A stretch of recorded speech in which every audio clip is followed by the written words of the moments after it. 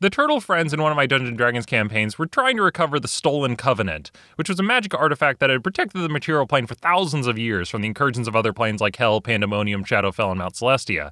They had to figure out who stole it, beat them up, and return it back to Ortus Factorum. Partway through the story, they return back to the capital, where they meet up with Angel Gavriel. Hello there, brave adventurers. He's the bad guy, isn't he?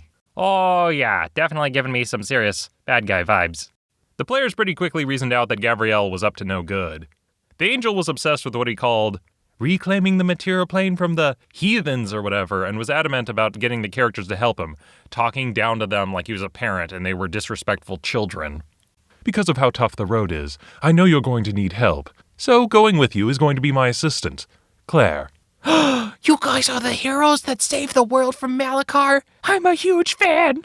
While the players had been trying to keep a low profile, the problem with playing veteran characters is that everyone recognizes them and had slowly been building up a small fandom. While they might have been happy to have the extra help, the players discovered that, unknown to her, Claire had been given to the party as a spy in order to give Gavriel constant updates about the group through a sending stone and take notes. Claire was like a Wallace, an NPC sidekick, but if players actually liked Wallace and he could, do stuff, that might have been a big part of it.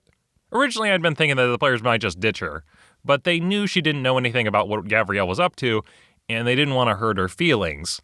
But that aside, they had to figure out a way to deal with her giving updates about Gavriel about their whereabouts without her finding out. They decided to do a plan. Hey Claire, let me see your sending stone for a minute and put a mark on it, because I have my own sending stone, and I don't want it to accidentally get them confused. Really, his plan was to take her sending stone and give her his. That way, when she called, instead of calling Gavriel, she would just call them. He rolled his deception. 6. She believes you. Then when she placed her call, they pick up instead of Gavriel. Hello, just updating you on the party. Oh, hey Claire. This is Gavriel. Yep, Gavriel, just picking up this call. You sound different. Is everything okay? Oh, it's, my throat. It's, I'm sick right now. I thought angels couldn't get sick. Oh, I have angel flu. We get it occasionally. Oh, really? I'm so sorry I couldn't be there to help you. No problem. Anyway, I'm just letting you know that I'm going to be busy recently. I've got a tremendous stick up my ass, and it's gonna take me like 2, maybe 3 weeks to get it out. We have that problem sometimes. Okay, I won't bother you, but please just rest and don't be too hard on yourself. Oh no, that's fine. I got this. I'm a complete tool. It's not like I have anything better to do. Also, just saying, do everything that the party asks you to do. Don't ask too many questions and you're doing a really great job. Really? You mean it? Absolutely. You're an A+ cleric. 10 out of 10 job you're doing for them. I really appreciate the work you're putting in. Couldn't be happier with everything you do for them. But the problem really came in when Gavriel called. Whoop whoop. Hello? Why did you answer the sending? You could have just hung up. Just get rid of it. Claire, is that you? Yeah, it's me, Claire, on the phone. You sound different, Claire. Oh yeah, I'm sick. Smartles tend to get that from time to time. Ah, yes, I understand.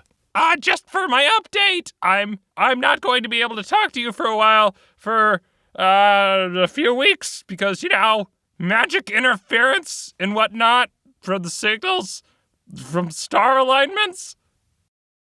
Ah, yes, I understand. Just update me when you can. Anyway, hope you're doing okay. All right, goodbye. The players traveled to the Plane of Law and explored all the wonders that the world had to offer. The Modrons were really confused how the Covenant could have been stolen. Well, we had it on this pedestal with a plaque that said, "No touching." It seemed like someone touched it. Seemed so. Maybe they took it without touching it. Maybe it wasn't clear. Well then, it seems like the solution is obvious. And they just put up a plaque which says no stealing. That will solve the problem. No stealing will be occurring from here on out. After an adventure later, the group are chasing down some bad guys. There's a warlord named Fruel. They break into a dungeon. Like an actual dungeon where people are being kept and tortured, not like you know what I mean. One of the guys comes up to them and says, I know this is gonna sound crazy and a little weird, but I'm Fruel. I'm the guy you've been looking for. I've been mind-swapped with him, and he threw me in his own dungeon. Please, I know it sounds crazy, but you gotta believe me. Yep, we believe you. Really? Just like that?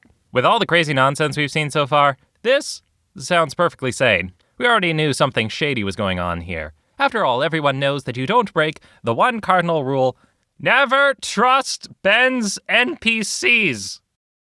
what you talking about? Every single one of Ben's NPCs is evil. I, as the DM, was kind of offended. Like, what do you mean every one of my NPCs are evil? All right, let's go down the list. Oogway betrayed us. He was a doppelganger. The Modrons? They were slugs in disguise. The Angel! He has a very legitimate reason for doing what he's doing. The Devil! In my defense, he is the devil. So, you know, it comes with a territory. Plus, if I didn't do it, it would have been weird.